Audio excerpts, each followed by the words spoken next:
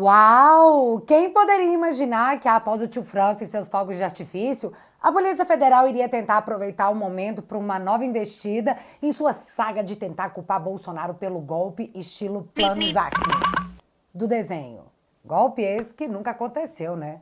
Eu poderia imaginar, como eu disse no meu último vídeo. Olha só, essa semana será decisiva e eu não duvido nada que a Polícia Federal volte a dar o ar da graça para reacender as matérias e os jornais para criar alguma espécie de clima para que o que agora eles se sentem motivados a fazer. Mas essa é só a minha opinião. E por que isso? Porque eu tenho fontes que me contam tudo o que vai acontecer? Não, quem dera. Foi só porque era mais óbvio do que socialista milionário apoiar imposto nas brusinhas da Shein, enquanto mama isenção fiscal de 14 milhões às custas dos pobres que pagam imposto nas brusinhas da Shein. Né, Felipe Neto? E bicho, não falha nunca. O plano Acme de tio França e seus fogos de artifício foi parar direitinho na decisão de ministro Xande, que autorizou a nova operação da Polícia Federal nessa terça-feira. Olha o que diz um trecho, abre aspas. Tais fatos criaram um ambiente propício para o florescimento de um radicalismo que culminou nos atos do dia 8 de janeiro de 2023, mas que ainda se encontra em estado de latência em parcela da sociedade, exemplificando no atentado bomba ocorrido na data de 13 de novembro de 2024, na cidade de Brasília. Fecha aspas. Só não avisaram pra Janja que a narrativa era essa, né? Porque ela falou outra coisa. Mas tá, eu parei para analisar as denúncias sobre os novos presos em mais uma operação da gloriosa Polícia Federal. E eu sofri, galera. Eu sofri porque eu insisto na teimosia antidemocrática de lembrar de coisas inconvenientes e fazer ligações que, no fim das contas, acabam se concretizando. De tão óbvias que são. Quero mostrar pra vocês o que a minha memória resgatou e dar os meus 2 centavos nessa treta. E depois você me conta se é uma viagem nível chapéu de alumínio ou não. Preparados? Então separa a pipoca, fica confortável e bora lá.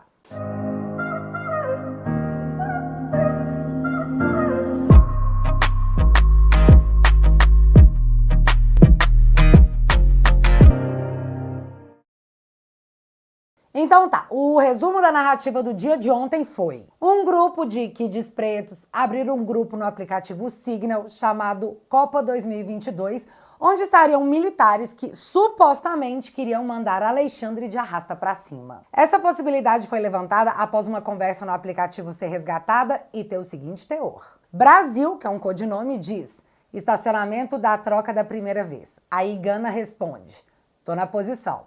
Brasil diz: ok. E pergunta: qual a conduta? Teixeira diz: aguarde. Brasil então responde: ok. Aí um outro homem diz: mantém na posição. Estou na posição. Nesse intervalo é enviada uma matéria que dizia que a votação no Supremo havia sido adiada. Aí, na sequência, o diálogo continua. Áustria pergunta: tô na posição. Vai cancelar o jogo? Teixeira então responde: abortar. Áustria, volta para o local de desembarque. Estamos aqui ainda. Então o Teixeira diz: Gana, prossegue para o resgate com o Japão. Áustria diz: beleza. Então o Teixeira informa que o Brasil já foi para o ponto de resgate. E diz que moto fica onde parou e manda tirar a bateria e colocar a capa. Bom, essa aí seria a tentativa de mandar Xande de Americanas. Então a narrativa espalhada foi: eles iam executar o ministro na frente de todo mundo? Será que tinha um sniper ali no meio? Será que eles assistiram muito Tropa de Elite? Na mira, meu capitão. Mas eu disse que é narrativa porque não existe um diálogo dizendo que eles, de fato, iam empurrar o seu Xande tobogã abaixo. Isso veio da interpretação de quem analisou. O que vocês acham? Tá super na cara que, ó, empurrar o Xande? Também foi seguida diversas matérias dizendo que eles iriam usar armamento pesado, coisa bruta mesmo, para poder uma metralhadora, um lança-granada e um lança-rojão. Mas aí eu não identifiquei nenhum diálogo. Isso tá só no relatório da gloriosa PF. O que flopa a minha história de Tropa de Elite, né? Porque, segundo a PF, eles iam chegar explodindo tudo bem coringa das ideias. Também dentro do relatório da Polícia Federal tá um trecho de um documento que, pra mim, não ficou claro de onde saiu, onde estaria o tal plano para também mandar o Lula de tobogã. Jeca, segundo a PF, seria o Lula e Joca o Alckmin. E o trecho diz, abre aspas, Jeca, considerando a vulnerabilidade de seu atual estado de saúde e sua frequência a hospitais, envenenamento ou uso de química, remédio que cause um colapso orgânico. A sua neutralização abalaria toda a chapa vencedora, colocando-a, dependendo da interpretação da lei eleitoral ou da manobra conduzida pelos três poderes, sob tutela principal do PSDB. Joca, considerando a inviabilidade do 01 eleito por questão de saúde, a sua neutralização extinguiria a chapa vencedora. Como reflexo da ação, não se espera grande comoção nacional. Fecha aspas. Tipo, Alckmin, o povo não vai sofrer por você. Achei maldade. E o mais louco de tudo, eles teriam impresso o plano Alckmin de mandar essa galera pra terra do pé junto lá no Planalto. E teriam levado pro Bolsonaro lá no Alvorada, acho que pra ele dar um ok. Cara, eu fiquei imaginando quem imprime um plano desse e sai andando pela rua pra pedir autorização de outra pessoa. Se eu fosse colocar uma imagem pra ilustrar esse momento que a PF alega ter existido na minha cabeça, seria assim, bem programa de humor dos anos 90. E antes de continuar, eu não posso deixar de me fazer uma pergunta. Se o plano era empurrar geral no tobogã, pra que raios era necessário uma minuta que decretasse o artigo 142 pra coisa ser tipo constitucional? Depois dessa galera descer de tobogã, isso não ia ficar meio sem necessidade? Ou existe minuta pra prender gente falecida? Porque assim, em fevereiro desse ano, o Alexandre, ao qual eles se referiam como professora, estava sendo monitorado porque a famigerada minuta do golpe ordenava a prisão do imperador, não empurrá-lo do tobogã. Mas agora a narrativa é... baseado em quê? Baseado nesses diálogos aí que nós vimos. Já sobre descer o Lula de tobogã com veneno? Gente, esses caras estão achando que a gente tá na Rússia? Inclusive, o UOL fez uma matéria dando a localização de cada um no dia que os três iriam de arrasta. Olha só. Alexandre de Moraes estava no STF votando, Lula estaria em São Paulo participando de um evento de Natal e o Alckmin estava em Brasília no evento do Pacto pela Aprendizagem. Essa galera estava toda espalhada e em público, mas iam descer de tobogã com remédio, com veneno e lança-granada. E assim, senhor. Só que essa não é a primeira vez que dizem que iriam mandar Alexandre para ver Jesus mais cedo, já que em janeiro desse ano, Alexandre dizia que um dos planos era prendê-lo e depois enforcá-lo. Teve gente falando na internet que o ministro Alexandre também seria puxado pelos cabelos por toda a Praça dos Três Poderes, como um castigo exemplar. Então, nossa, né? Forca, prisão, tiro, puxão de cabelo. Muito coração peludo dessa galera. Mas tá, um outro ponto que você precisa saber é que a Polícia Federal diz que esse plano estilo Acme para mandar a galera de Americanas foi tramado no dia 12 de dezembro na casa do general Braga Neto, onde, ainda segundo a PF, eles estavam planejando um novo governo, onde o general Heleno seria o presidente e Braga Neto o vice. E é aí que entra um outro nome, Felipe Martins. Segundo a Polícia Federal, após o golpe no dia 15 de dezembro, que era quando eles iam... um gabinete seria instituído e Felipe Martins poderia fazer parte da assessoria de assuntos institucionais. E um outro nome citado para esse gabinete seria do coronel Elcio Franco. Os demais nomes que iriam compor esse novo governo não foram divulgados pela Polícia Federal. E eu ainda não entendi o porquê, mas essa parte é importante. Então deixa ela guardadinha aí que já já a gente volta nela. Beleza, plano de mandar o povo de arrasta no dia 15. Dia 16, um novo governo nasceria. E aí eu fico me perguntando para quem criou isso aí, se é que isso realmente foi criado. Onde raios eles enfiariam Bolsonaro nessa? Ainda segundo a gloriosa PF, eles fariam um governo tipo de transição e pacificação por 6 meses. E depois devolveriam o cargo a Bolsonaro. Fontes? Mas tá lá, no relatório. Ou talvez Bolsonaro sequer fosse incluído nessa treta, que nós não sabemos se é real. Suposta treta, suposta. Já que a matéria conta que eles estavam impacientes com Bolsonaro e diziam que 4 linhas é o Carvalho. Uma outra conversa transcrita pela Polícia Federal na denúncia é um diálogo entre um dos presos na operação de ontem e o Mauro Cid, onde o moço diz que trocou uma ideia com o Bolsonaro e que ele teria dito que, para fazer qualquer coisa, dia 12, a data da diplomação do anão diplomático tupiniquense, não seria empecilho para nada. E aí o moço ressalta que, após os comandantes comparecerem à diplomação, ia ficar mais difícil fazer qualquer coisa. Diz que o movimento nos quartéis, sei lá, poderia miar, e que ele estava tentando atuar junto às Forças Armadas, mas que era difícil. Então, se o presidente pudesse ajudar, além de estar retratando a preocupação com os caminhoneiros parados. É isso, em resumo. Ou seja, para ele, o Bolsonaro aparentemente não estava fazendo nada de efetivo e ele pede para o Cid falar com o presidente para ele dar esse help. Mas beleza, já em outra matéria que saiu ontem, mostrava a conversa entre o Cid e o general Freire Gomes. E o teor dessa conversa, que não é nova, mas reapareceu ontem, diz o seguinte, abre aspas.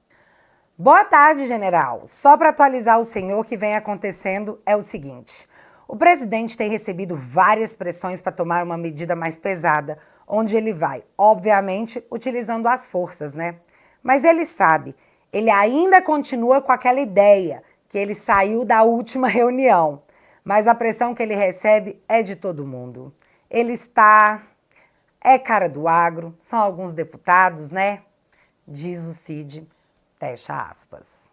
Portanto, se essa conversa é real, o que se expõe é que ocorreu uma reunião entre Bolsonaro e Freire Gomes e que nessa reunião ficou combinado que o golpe não vem mais. Porém, Bolsonaro estaria recebendo pressão de outras pessoas e mesmo sob pressão, nada aconteceu, como todo mundo sabe. Então essa conversa deixa claro duas coisas. Ou Freire Gomes cometeu o crime de prevaricação ao ver um crime sendo organizado e não fez nada, ou ele não viu perigo nenhum de golpe e mandou siga lá pelota. Não tem como ser outra coisa além de uma dessas duas opções. E é isso tudo, galera. Em resumo do resumo das coisas mais importantes, foi isso aí que rolou. E agora chegou a hora de você colocar o chapéu de alumínio, porque o que eu vou fazer aqui é doideira, hein? Eu vou juntar fatos e criar uma opinião a respeito. O que numa democracia como a de Brazuela, é muito perigoso. Coragem. Matéria de ontem. Polícia Federal afirma que Bolsonaro redigiu, ajustou e enxugou a minuta do golpe. Análise de mensagens encaminhadas por Mauro Cid para um general do Exército comprovariam o envolvimento de Bolsonaro em minuta de golpe. Só que se o exato título dessa matéria foi usado em fevereiro desse ano, não se trata de algo novo, não é algo que eles não saibam há pelo menos 9 meses. Outra coisa, o general preso ontem havia sofrido busca e apreensão em fevereiro desse ano e a matéria diz: é agora ou nunca mais, escreveu o general que defendeu o golpe e pressionou comandantes. Matéria de fevereiro. De novo, tem 9 meses que eles estão em posse do celular, computador do cara, mas só agora isso vem à tona. O coronel Elcio Franco, que eles citaram ontem na decisão, desde 2023 tem áudio circulando na mídia falando em mobilizar 1.500 homens. Galera, há 1 ano e meio, mas só agora o Elcio entrou na berlinda. Os próprios kids pretos já eram mencionados também desde 2023. E para vocês terem uma ideia, em fevereiro desse ano, o Globo fez uma matéria falando sobre os kids pretos, que era um grupo militar que teria a missão de prender Alexandre. Aliás, um dos kids pretos preso ontem, que supostamente queria mandar o Lula de tobogã, estava trabalhando na segurança do G20. E é nessa que a cabeça da pessoa fica assim. Mas eu não queria matar o cara. E aí, vocês botaram ele pra fazer a segurança do cara. Matar o cara, fazer a segurança... E foi então que eu comecei a me perguntar. Se essas informações estão aí tem um tempão, por que só agora? Então, em fevereiro desse ano, o Felipe Martins foi preso. Mas já haviam sido presos o Anderson Torres, Silvinei Vasquez, o Cid, o Max, o Coronel Câmara. Até o Valdemar chegou a ficar uns dias preso. Todos do entorno político do Bolsonaro. Alguns outros sofreram busca e apreensão, como o próprio filho Carlos, o deputado Ramagem, os ex-assessores Técio, Mateus, enfim, muita gente. E sim, de novo, eu vejo essas pessoas compondo um grupo político no entorno do presidente. Desde o ano passado, a narrativa era Bolsonaro golpista e a famigerada minuta de golpe. Felipe Martins foi preso com base em uma prova falsa por 6 meses e a esperança era que ele delatasse. Afinal, se ele fizesse uma delação dizendo que o Bolsonaro havia mandado escrever uma minuta golpista, era só juntar com a delação do Cid e pimba! Bolsonaro indiciado por tentativa de golpe. Só que, meu filho, essa delação não veio. E ela fez falta, viu? Tanta falta que o filho da Miriam Leitão chegou a escrever. A delação que faltou sobre Bolsonaro. O depoimento teria a função de complementar as declarações de Mauro Cid. E sim, ele está falando da delação que não veio do Felipe Martins, porque até então, tudo que Alexandre tinha era só a delação do Cid. E a nossa jurisprudência diz o quê? Delação não é prova! Mas se juntasse com a delação de Felipe Martins, que era assessor especial de presidente Bolsonaro, aí a coisa mudava de figura. Mas ela não veio. E agora, José? Mídia e Congresso pressionando para que a Polícia Federal e a Suprema Corte encerrassem esses inquéritos que se arrastam por anos. Os caras chegavam a anunciar uma data de conclusão para os inquéritos, mas essa data sempre flopava. E eu falei disso em outros vídeos. Então eu pensei que seria bem mais fácil e menos traumático se eles conseguissem pegar o núcleo político do bolsonarismo e implodir a todos numa trama golpista que sugasse o presidente Bolsonaro para dentro dela. Então eles teriam o troféu que tanto almejam, a prisão do presidente Bolsonaro. Mas como a delação que faltava não veio, e naquele momento não dava para prender o Felipe de novo por motivos de... Agora até os Estados Unidos está de olho no que a gente fez, a rota deveria ser recalculada. E ela foi. No dia 7 de novembro, a Polícia Federal convocou um general da ativa para prestar depoimento no inquérito do golpe Alckmin.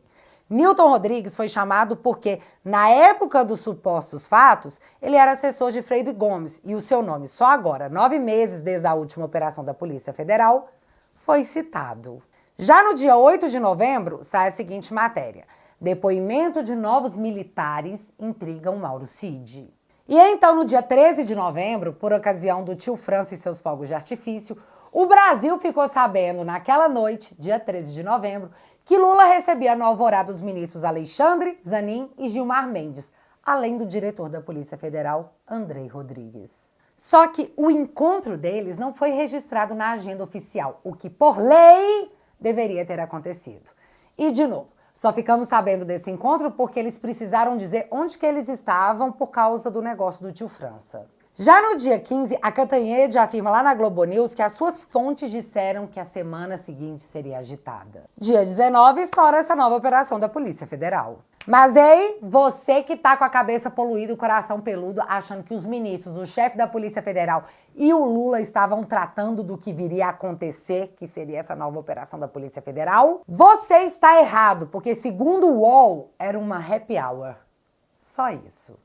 Mas aqui, se a gente fosse forçar muito, mas muito mesmo a barra, tipo criar um cenário impossível, poderíamos dizer que a reunião seria para tratar do avanço da operação em cima dos militares, já que o núcleo político flopou. Talvez, e só talvez, eles pudessem especular se o governo possuía capital político para comprar essa treta com os militares, que foram deixados de lado por tanto tempo. E agora, só agora, voltam ao centro do picadeiro. Não, desculpa, picadeiro não, centro da Berlinda. E nós poderíamos tomar como base para essa alegação a matéria da Vera Magalhães do O Globo, onde ela questiona por que a Polícia Federal não pediu a prisão de Braga Neto. E a matéria diz em um trecho, abre aspas, o risco de errar a mão não pode ser reforçado, sobretudo agora, no momento em que os inquéritos caminharam para as conclusões e já há muitos implicados. Fecha aspas. Então, eu não entendo, sabe? Porque eles prenderam o Felipe Martins por 6 meses com uma prova falsa e agora estão com receio de errar a mão? Será que é porque estamos falando agora de um general 4 estrelas, amado pela corporação, assim como o general Heleno? E assim, eu não sei vocês, mas eu não acho que é mega de boa ir lá e prender um cara desse, sabe? Deve rolar aquele... Vai lá, prende você. Eu não, vai lá você. Eu não, sou de ser besta, vai você. E essa teoria bate direitinho com essa matéria da Folha que diz: decisão da Polícia Federal de poupar Braga Neto contrasta com prisão de outro militar acusado de tramar golpe. Coronel Romão foi preso em fevereiro após organizar reunião com os kids pretos. Diferença no tratamento é vista como preocupação em não tensionar o ambiente. Tensionar o ambiente com quem? Com meu sogro que não é, né, galera? Óbvio que a preocupação é não tensionar com as Forças Armadas. Ah, e para variar, Estado Democrático de Direito sempre pra caramba, Braga Neto, que está sendo acusado de um monte de coisas, não teve acesso aos autos do processo. O que é praxe, né? A sensação que eu tenho é que eles fizeram uma escolha política em tentar deixar os militares de lado e tentar com o entorno do Bolsonaro.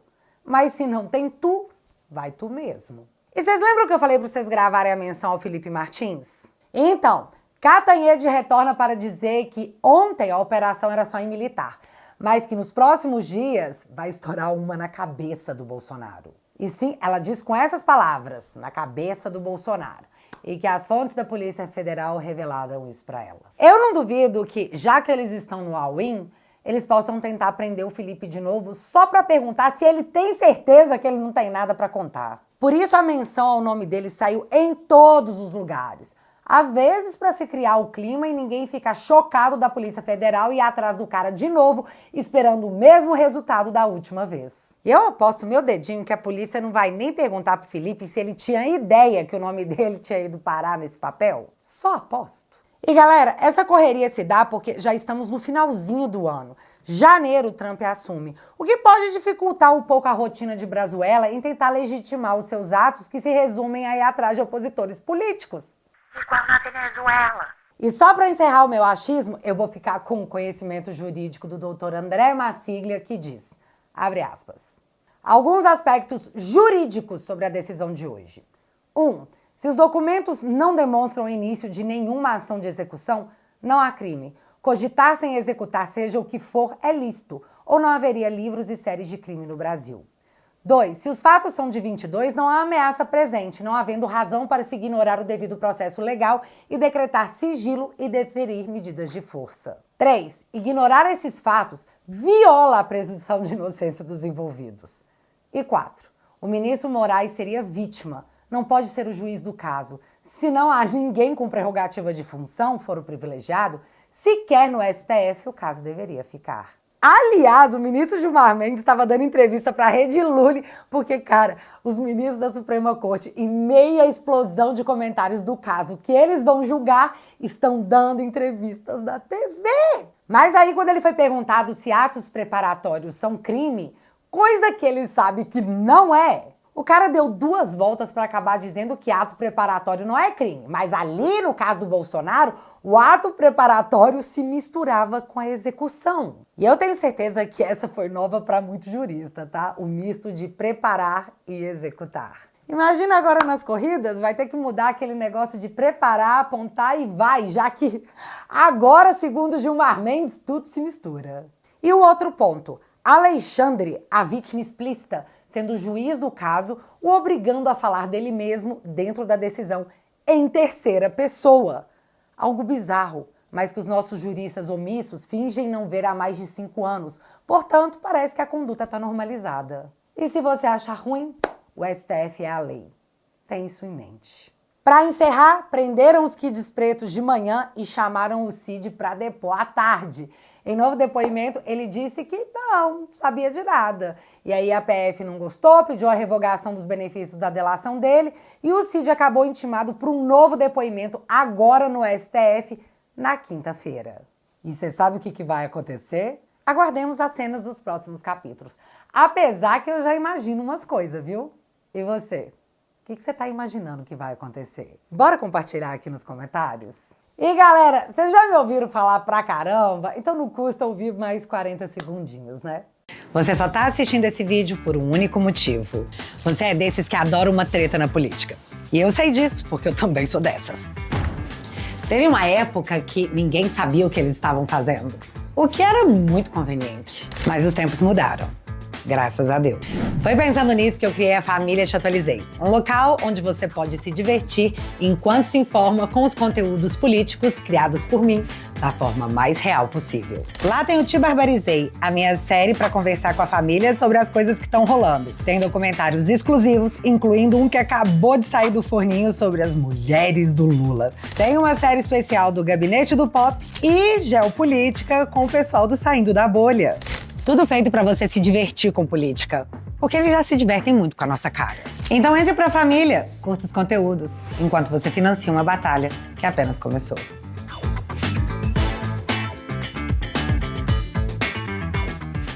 Todo mundo sabe do assédio judicial que não só eu, como muitos da direita brasileira estamos vivendo.